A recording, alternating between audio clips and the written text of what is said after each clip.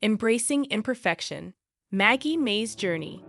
In the cheerful town of Bumblewood, there lived a girl named Maggie May. Maggie was known for two things: her beautiful drawings and her absolute fear of making mistakes. Maggie's sketches were so perfect that people often said, "Is that a drawing or a photograph?" But what they didn't know was that Maggie only showed them her 100th attempt, the one where every line, every shade was flawless. Maggie's room was a fortress of perfection. She had a drawer filled with crumpled sketches she thought weren't good enough.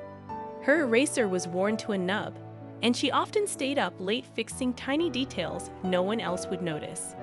One day, her best friend, Tommy, came over to visit. Tommy was Maggie's opposite. He loved to paint, but his paintings were wild and messy. A green cow here, a purple sky there. He painted whatever he felt like. "Wow, Maggie," Tommy said, looking at her latest masterpiece. "You're amazing. How do you make everything so perfect?" Maggie shrugged, trying to hide the pile of rejected sketches under her desk. "I just work really hard," she said. "You should enter the Bumblewood Art Fair next week," Tommy said. "Everyone would love your work." Maggie's stomach tightened. "Maybe," she mumbled. But inside, she was panicking.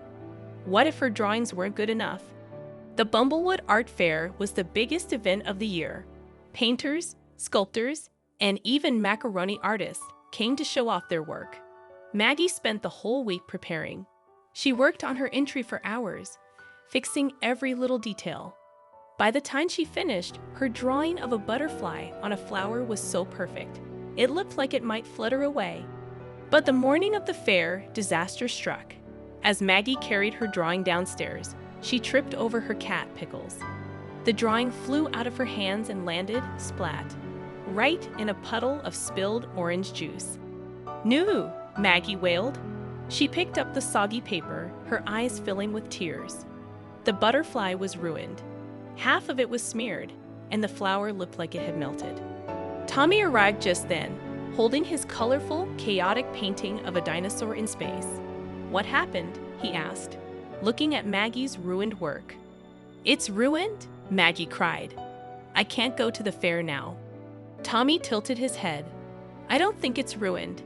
It looks interesting, like the butterfly is flying through a storm. Maybe it's even better this way." Maggie frowned.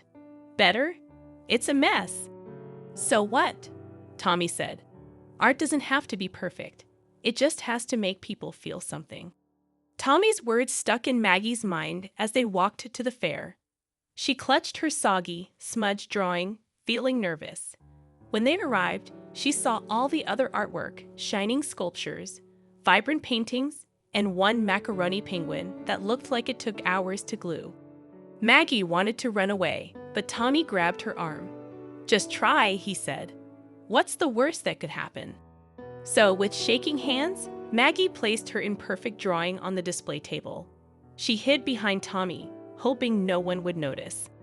But people did notice. "Wow, look at this," one man said. "It's like the butterfly is fighting against the wind. It's so powerful."